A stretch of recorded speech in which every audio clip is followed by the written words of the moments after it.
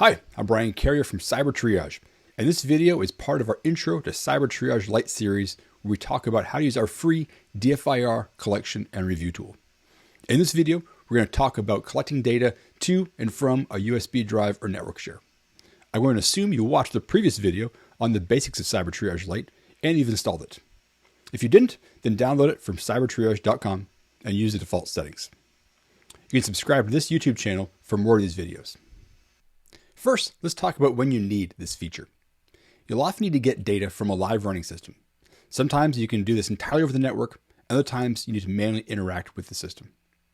The standard version of Cyber Triage allows you to perform collections entirely over the network, but the free Lite version does not. With this feature, you're going to run the Cyber Triage collection tool from a USB drive and save the artifacts to the same place. You can also run from and save to a network share. There's nothing special about the USB drive. Data can be encrypted regardless of where you save it to. After you save the data, you'll bring the USB drive back into the main Cyber Triage application. This situation comes up when you've unplugged the computer from the network, your consultant and send the collection tool to your client to collect the data and send it back to you, or the security team does not have admin credentials on the endpoints.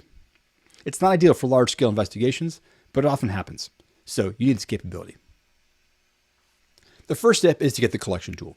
You can get that from the Collection Tool button at the bottom of the opening window in Cyber Triage. This will prompt you for a location to extract the collection tool to. You'll get a folder such as this.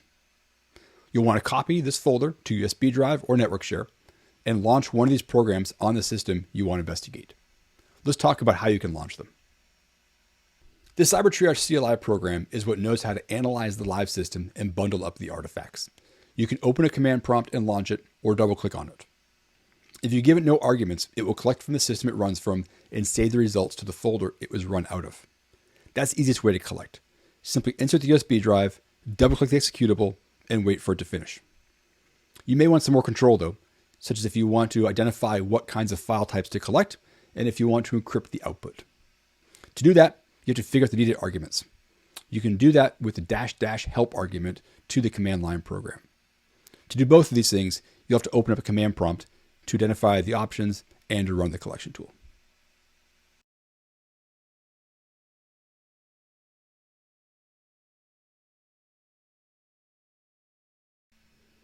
The other way to collect data is to use the GUI tool. You can double-click on the Cyber Triage GUI program, which is a basic UI wrapper. It will turn whatever UI settings you pick into a command line. Here, you can pick if you want encryption and what kinds of data you want to collect. When you press start, it'll launch the command line tool and you'll see the output in the status box. Regardless of how you launched it, the output will be in a folder with a compressed JSON file named cttout.json.gz. That's a file you need to get back into your main Cyber Triage application. Once you've brought data back into your trusted computer running Cyber Triage, then choose New Incident and either enter your own name or choose the default one. This brings you to the incident dashboard, where you can see the hosts that are in the incident. At this point, there are none. So choose Add New Host. We'll cover more about each of these boxes in a later blog post, but what we care about now is Live File. Choose that and it will prompt you for the host name and path of the JSON file. Navigate to the file and enter a password if needed. After this panel, you'll be prompted for malware analysis settings. This feature is not enabled in the free Lite version, so you can ignore this panel and press Start Collection. In the paid versions of Cyber Triage, this is where you pick how to leverage 40+ malware scanning engines. Once you press Start Collection, then Cyber Triage will parse the JSON file, save it to a database, and present the data in the UI.